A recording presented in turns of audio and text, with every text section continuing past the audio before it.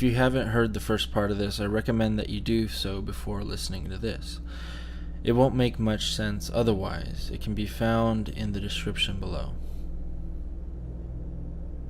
A couple of days after my ordeal with Jack and David in the cornfield left me a feeling of brokenness and hollowness. I had a million questions, but as it turned out, no one was willing to even speak of my friend. My mother acted as though it hadn't happened at all. I'd asked her some questions about how she spoke to him if she'd never seen him, and she would just shush me.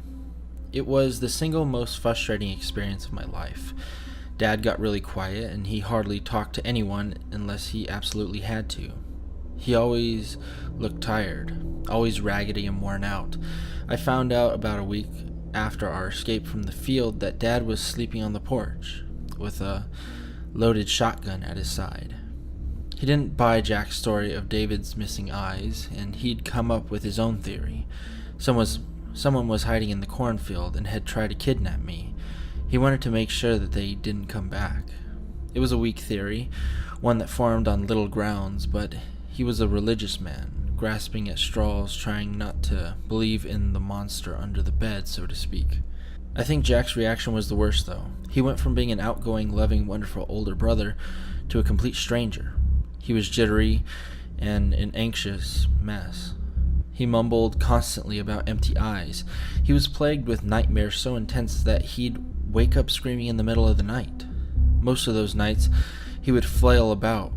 Twice he knocked over his lamp off the side table. Each time it caused a thunderous ear-splitting noise that made my heart jump into my throat. Both times my parents ran into his room to make sure he was okay.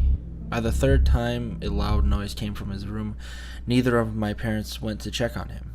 While they weren't angry with him, and while they wanted to help, none of us knew how, so we ignored it. It probably wasn't the best approach, and I know Jack felt disconnected with the family. Looking back, I wish I had found a way to reach out to him in his time of need.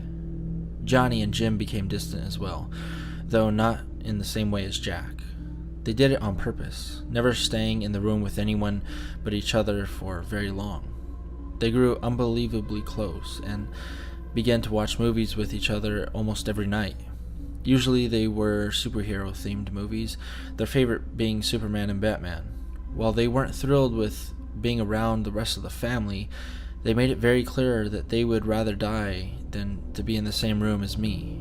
But in the end, I had finally gotten the answers I craved from the two of them. They had been in the living room watching Superman 2 when I climbed up on the couch, and Johnny scowled at me, but I pretended not to notice. My 6-year-old frame fidgeted on the couch as I waited for a good point to speak during the movie. After what seemed like almost years, there was a lull in the action. Seizing the moment, I turned to my brothers, and my stomach flipped with nervousness, but I pressed on anyways. How else was I going to get answers if not through them? Mom and Dad weren't going to tell me anything, and asking Jack anything right now seemed a bit cruel. How'd Mom talk to David if he wasn't there, I asked, proud of myself for keeping my voice steady.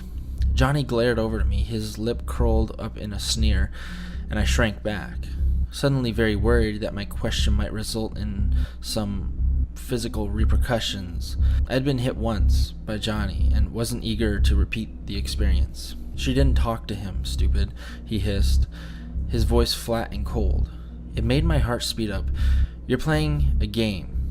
She just played along. Don't you remember when Jim had an imaginary friend and Mom and Dad talked to it too?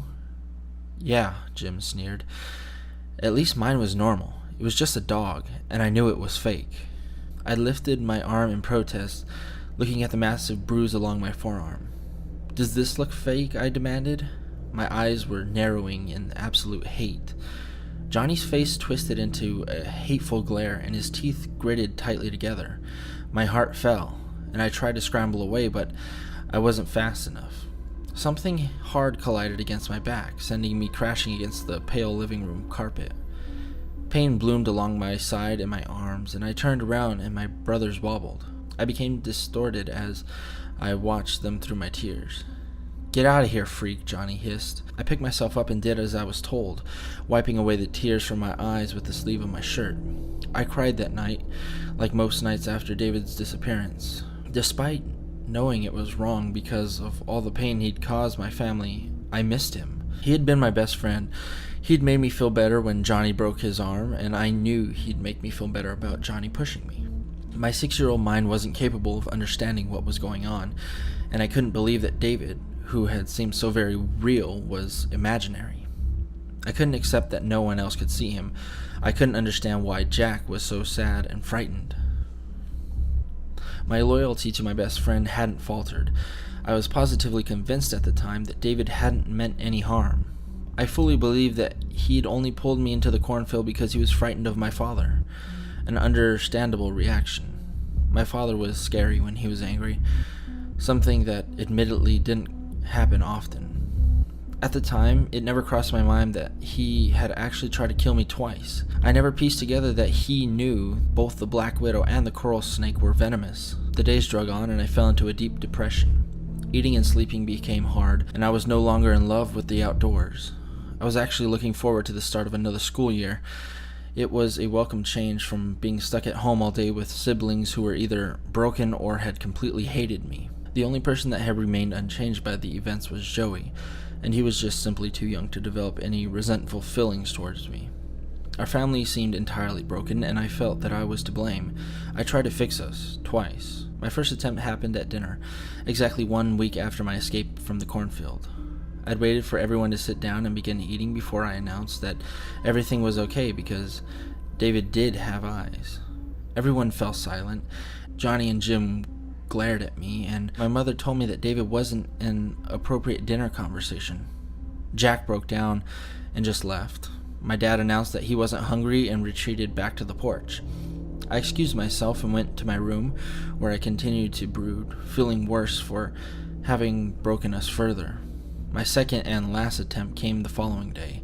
It was Sunday, and we were on our way to church, and I suggested that, in all my 6-year-old wisdom, that we take our concerns to the priest. My father locked on the brakes so hard that I thought I might fly clear to the front seat. My mother glared at me. I thought Johnny was going to skin me alive, the way that he glared at me as well. Jack cried again. I was told that I should never tell anyone outside of the family what had happened. I decided that in that moment, that the only way to save our family from this odd sort of destruction was to completely ignore the subject of David entirely. After all, that seemed to be what everyone else wanted. Days bled away, and eventually I had my first nightmare regarding my old friend. In the dream, I was asleep until I felt a light, slick prodding at my cheek. I opened my eyes, only to see an eyeless David standing above me. I awoke screaming and crying. When my mother rushed in to see what was wrong, I lied. I told her that I had seen a nightmare about being chased by a massive dog. It had been a recurring dream for me for the last year, and it was the sole reason that my father had yet to get the German Shepherd he so desperately wanted. She believed me. She gave me a hug and a kiss and told me to curl back up. She reminded me that there weren't any dogs around. I didn't sleep for the rest of that night. The next day, I was greeted with terrible news. Mittens, the barn cat who had just had a litter of kittens less than 2 months prior, had gone missing, along with all 7 of her babies. My brothers had spent hours looking for them. We even set traps, arming them with fresh meat and wet cat food. It took a solid 3 days for Jack to decide that a coyote or fox must have gotten them. I was devastated, but I kept my sadness to myself, not wanting to burden anyone in the family with it. I had learned over the course of the last week and a half that no one was interested in my problems.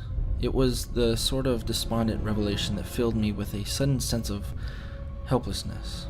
My world, once small and safe, was now shattered, leaving in its wake something ugly and raw. The next few days went on as normal. I took the pictures I had drawn of David and I threw them away. Without my chatter and the reminders that used to hang from the refrigerator, the family began to feel normal again. Dad started sleeping in his bed again. Mom stopped walking around with that wide, delusional smile on her face.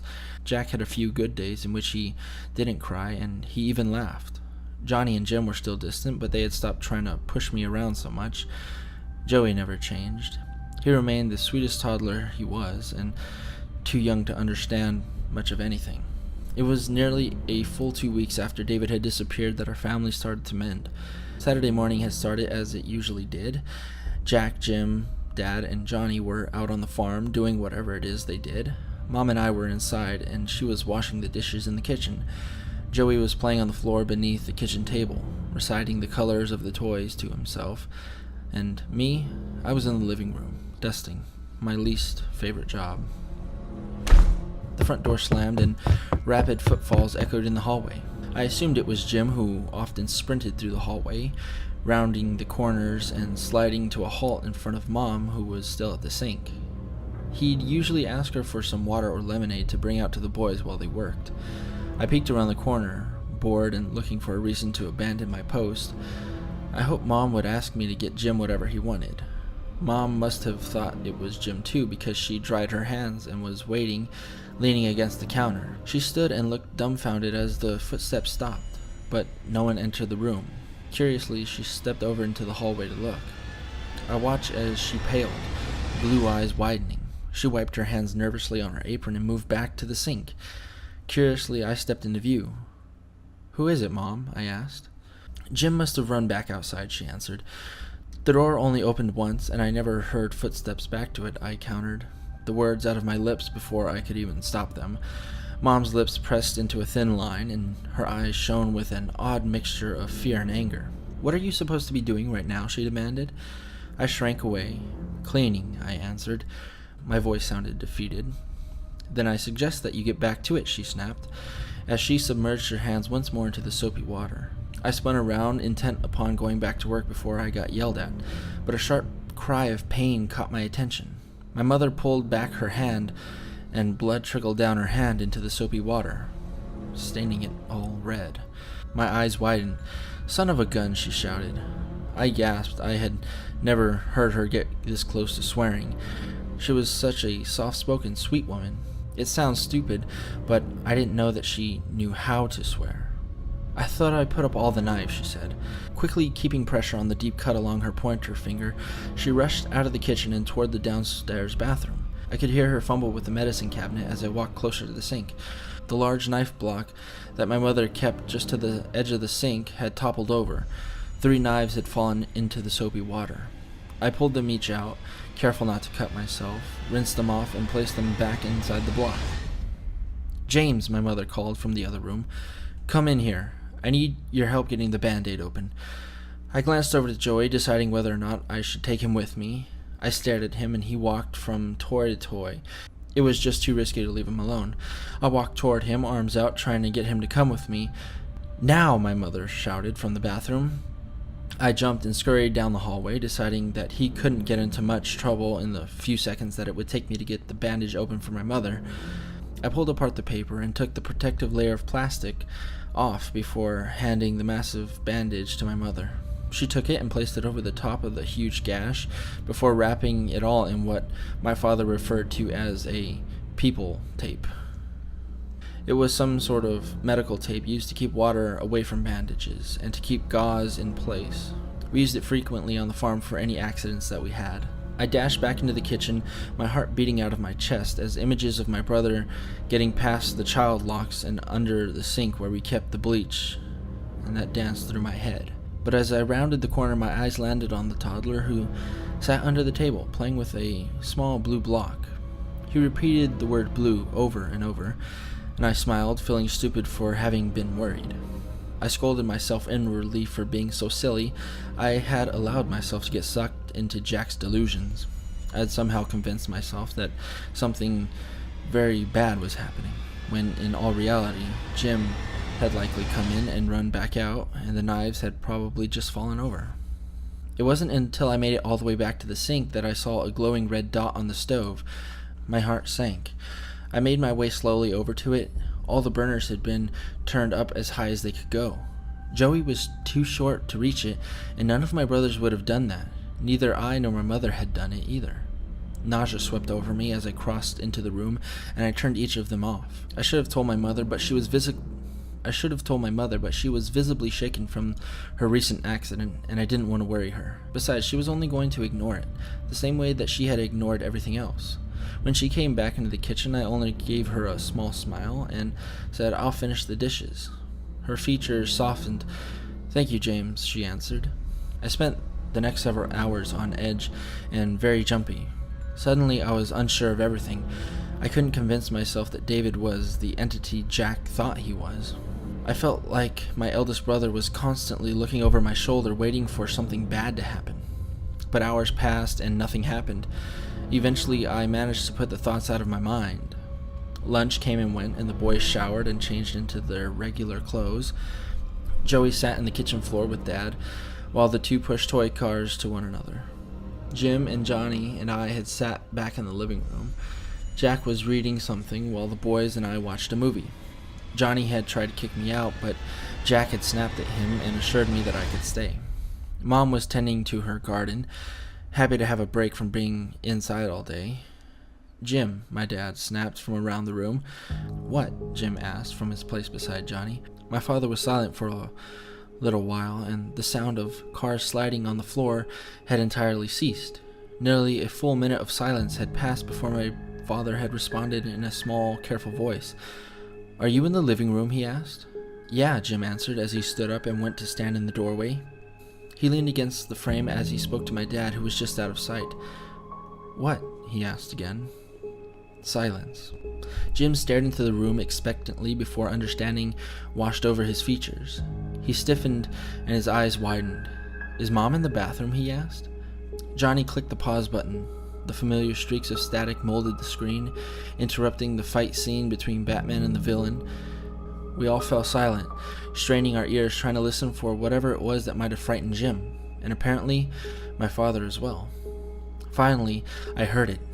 It was the sound of a shower running. Jim was infamous for taking too long of showers, which explained why my father had barked at him for it.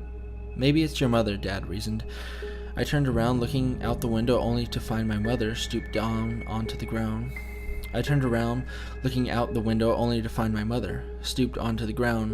Just her hair visible in the glass, and my breath hitched.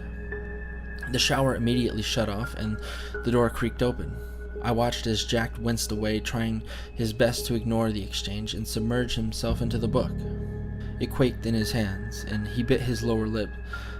"Stay with your brother," my father commanded. I heard him move down the hall toward the bathroom. "Jane," he called for my mother. "Honey?"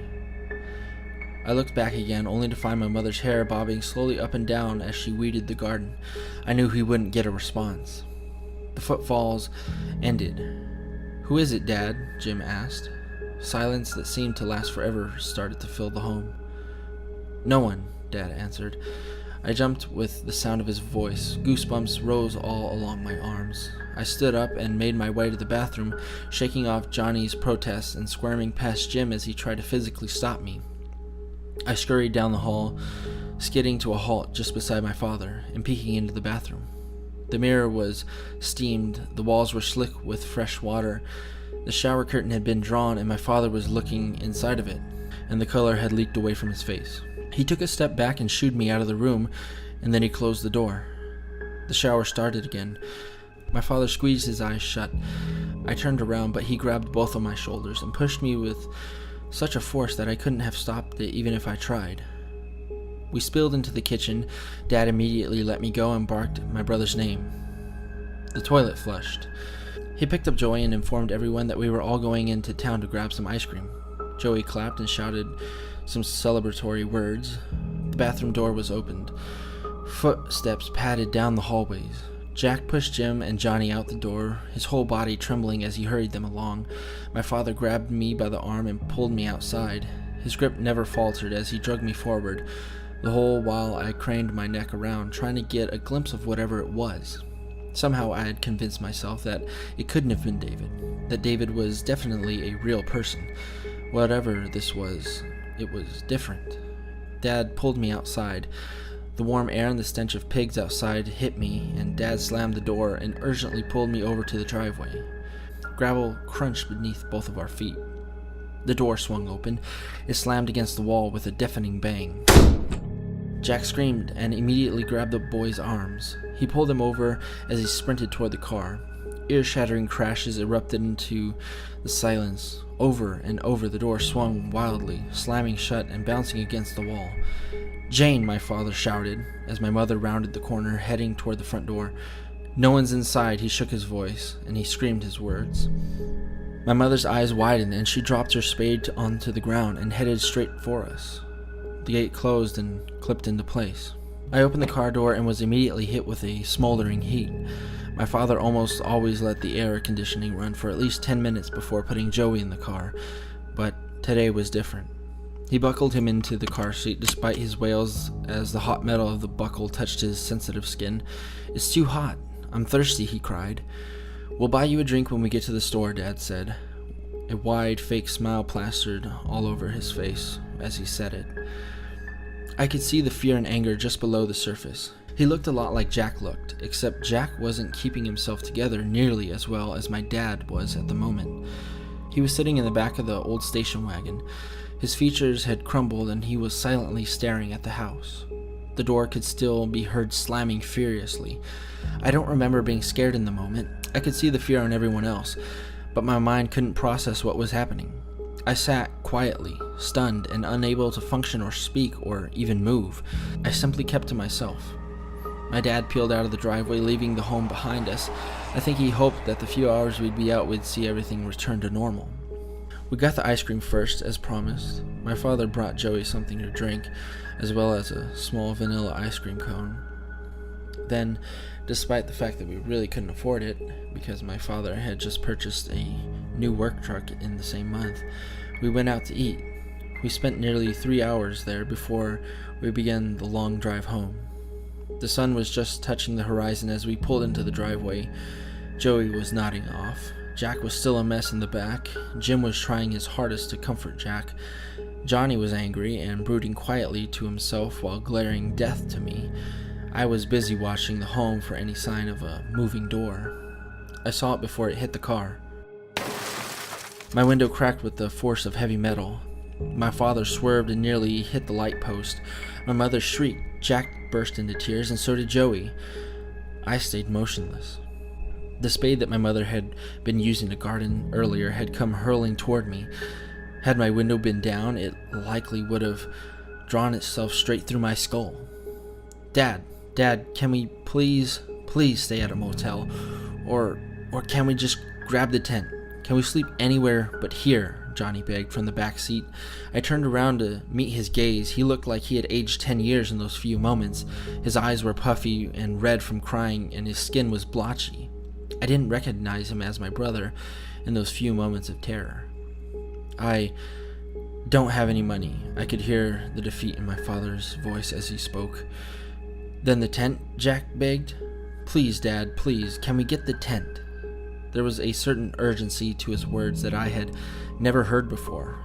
The kind of fear that I hadn't known existed in adults had swept over him. "Dad, please." Yeah, my dad answered, nodding his head. "Yeah, Jackie. Yeah, we can camp for the night. I'll call up Steve while we get our stuff together, see if he isn't willing to drop by and do chores for the next few days. Everyone go inside. Pack up your clothes and get together the coolers, pack the food that won't go bad, and grab all the bottles we have for water and fill them." His instructions were given in a way that left no room for arguments. His eyes landed on Joey. "Jack, you stay out here with Joey," he instructed. "James, Johnny, Jim, you guys go upstairs. And please, for the love of all things that are holy, stay together." He locked his eyes with Johnny. "I mean it. Don't any of you go anywhere without someone else. You understand me? Mom and I will go to the basement and get the camping gear." Everyone nodded at him. I could see the shame on Jack's face. Not only had Dad called him by his old nickname, but he had given him the task of looking over Joey. Everyone knew that it was just so he didn't have to go inside. He was so broken already. I don't think anyone trusted him to keep himself together for long, to do anything. We piled out of the car. Jack grabbed Joey and set him atop the car while we all filed inside. We didn't notice the water until we got to the far end of the hallway, connecting to the kitchen. There was what I thought to be a large puddle in the middle of the floor. It took until I heard the faucet to understand what had been happening. The sink was on. Judging by the flooded kitchen, it had likely been on the entire time we were gone. Our shoes slipped and slid as we walked through the kitchen, looking around entirely dumbfounded. My father turned the sink off, but it didn't stop the noise. Jim was the one who peeked down the hallway into the bathroom. "The bathroom's flooded too," he announced. My mother burst into tears. "This doesn't change anything. Get upstairs and get your stuff," my father insisted. We fled upstairs, only to find fresh puddles leading into our bathroom upstairs. Someone had plugged the drain in the sink and in the tub and turned them both on. The bathroom and part of the hallway was flooded. It would be a miracle if the living room, the room directly below the upstairs bathroom, wasn't soaked. While we gathered our things and my father gathered the tent and camping equipment in the basement, my mother was mopping. She cried the whole time. Finally, we had gathered everything and headed outside. The last noise we heard before closing the door and locking it behind us was the sound of the kitchen sink turning on again. Our drive to the woods, just a few miles away, was entirely silent. We lost something that day. Something so much more than a good night's sleep, or the convenience of having a refrigerator and microwave at our disposal. We lost our will to fight. We lost the upper hand we once had. We had lost the battle, and whatever was in our home knew it. It was for this reason that the next few days passed in a haze. We went to bed, we got up, we ate, we got dressed, we sat around in the woods, we didn't speak. We ate again, we sat down silently, we ate again, and we slept. This went on for 3 days before my dad had decided he couldn't take it anymore. His fear had melted away, leaving on anger and aggression in its wake. Despite my mother's tears, Jack's pleas, and my brother's refusal, we all went back on the third night. My father insisted that we wouldn't be driven out of our own home. I wish that we had just left the whole place behind. The house was flooded yet again. The wood on the floors had become waterlogged and swollen. The sinks had been shut off and drained. Somehow that was more frightening than anything.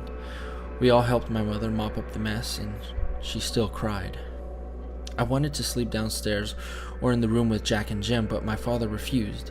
He insisted that if we ignored this presence, if we prayed, if we acted as though nothing was wrong, it would go away. Jack didn't believe him, and he made this very evident. For the first time in my life, the night ended with screams, but it was all for naught. My father won the argument, eventually, and I was sent off to bed. I don't know, but eventually, sweet oblivion pulled me down. Something slick and wet touched my cheek. "James," came a whispered call. My dream world shattered, giving way to the darkness that had encompassed my room, and the sun had long since died along the horizon, and the timed nightlight on my desk had turned off. The moon and stars were hidden behind clouds, and the room was completely dark. And then, all of a sudden, it wasn't. For no discernible reason, the floor lamp across the room clicked on. Light flooded the room instantly, causing me to cringe away. As I slowly blinked away the pain and tried to focus, I became very aware that something was very wrong. There were small puddles in the middle of the room. At first, while I studied them, my brain wouldn't allow me to fully comprehend why this was significant. Water, puddles, footprints. Suddenly, I couldn't catch my breath. Understanding hit me all at once, and the familiar urge to vomit filled me. I opened my mouth, intent upon screaming, but I couldn't force any noise to leave me. My hands shook and my bladder emptied. Hot liquid spilled down between my legs and puddled beneath me, soaking into my sheets. The pungent odor immediately stung my nose, causing me to gag. It was the first time I had an accident in years. I had no idea what that noise was, only that it sounded like a gunshot and had happened just inches from the left of my bed. Fear gripped me tightly, forcing me to breathe from my lungs and filling me with a sudden need to puke again. I screamed and leapt off of my bed. My legs wobbled as I spread toward the doorway. The door slammed. Click. The room went dark.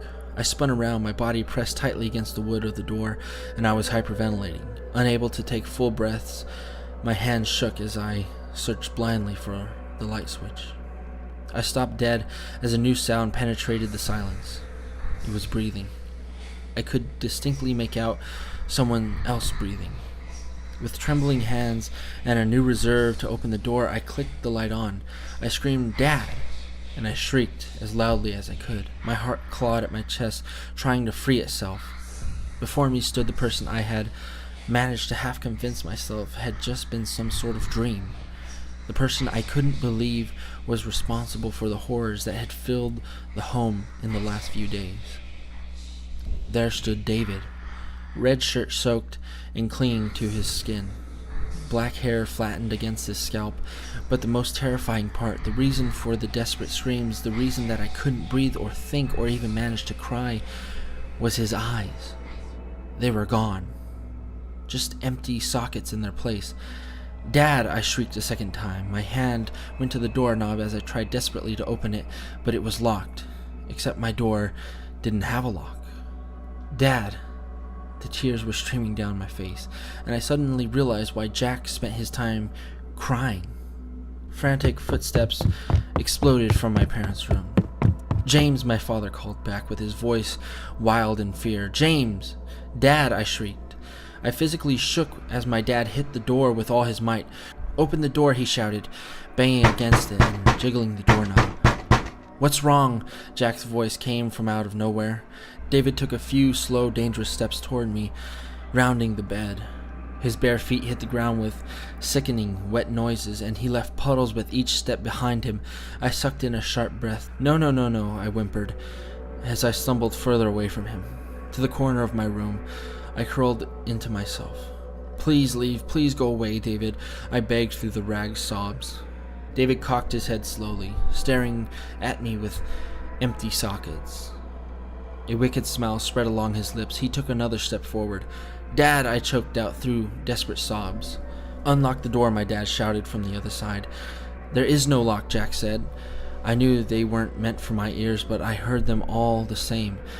There was a pause, a full 2 seconds of absolute silence. David took another step. My dad's furious pounding became frantic, and I could practically hear the panic behind each blow as he dealt it to the door.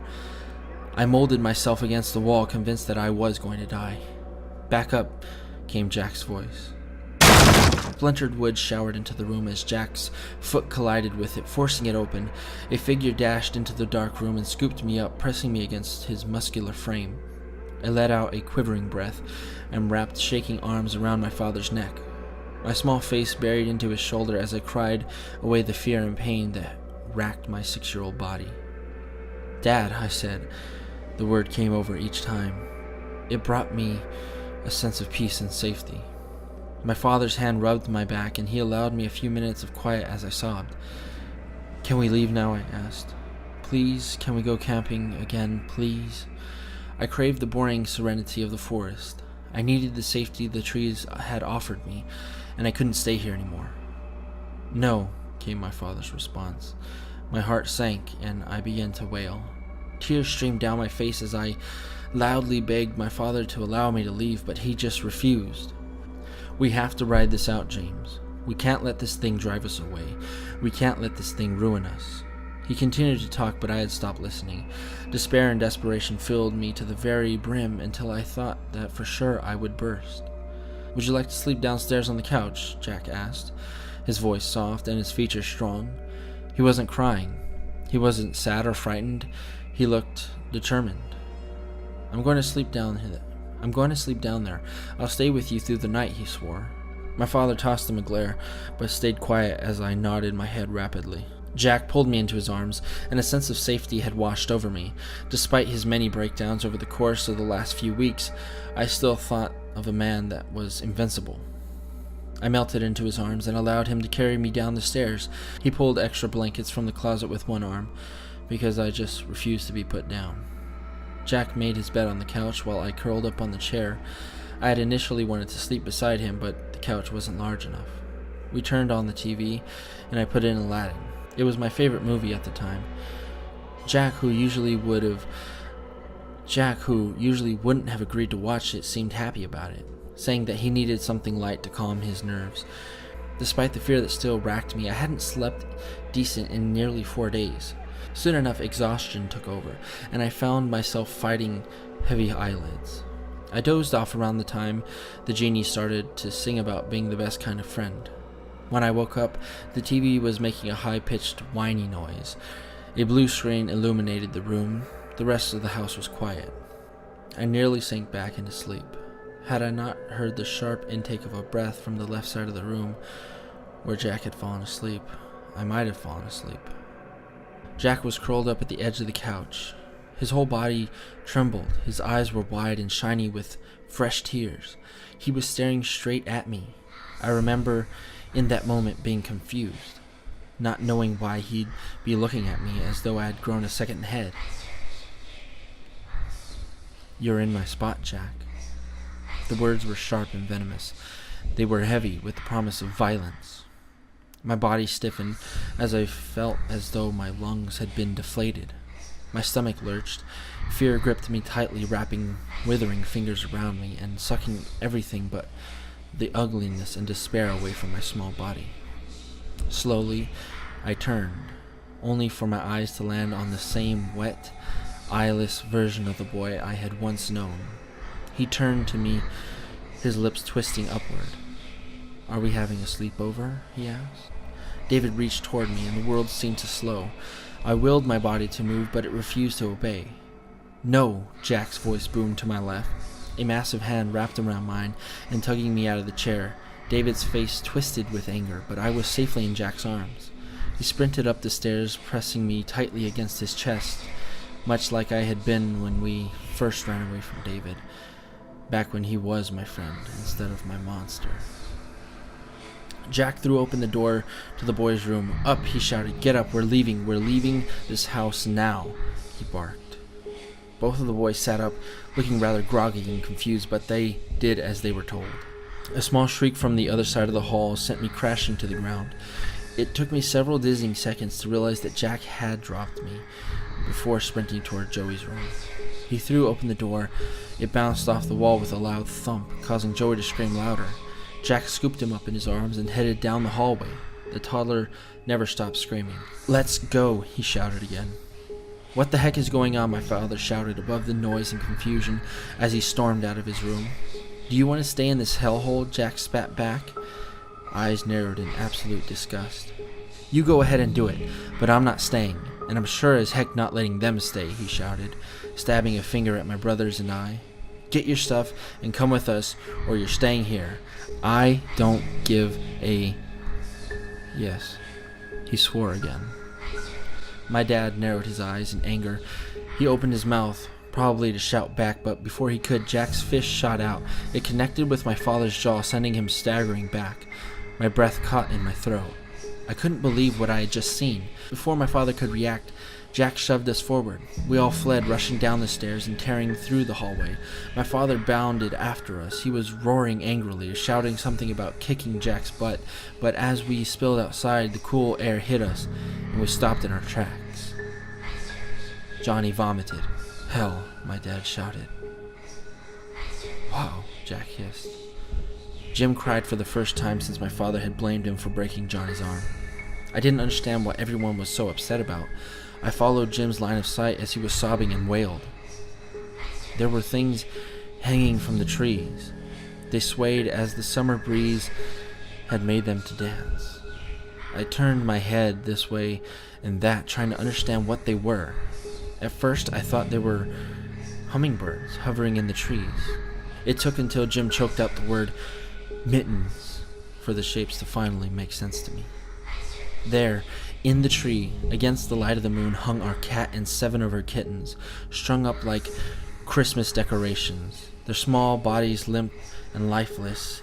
It was the single most grotesque thing I had ever witnessed. My stomach turned and my mind went numb. I collapsed onto the ground and I couldn't catch my breath. I puked. It splattered along my legs and on my nightshirt. I was a mess, covered in vomit and urine. I sobbed away the feelings of absolute terror. "Get into the car," my father shouted, but he sounded distant, as though I was hearing him from underwater. Something pushed me to my feet and pulled me toward the car. I curled into myself and sobbed the second I hit the seat. Mom and Dad had fled the car soon afterward, and we sped away from that godforsaken house.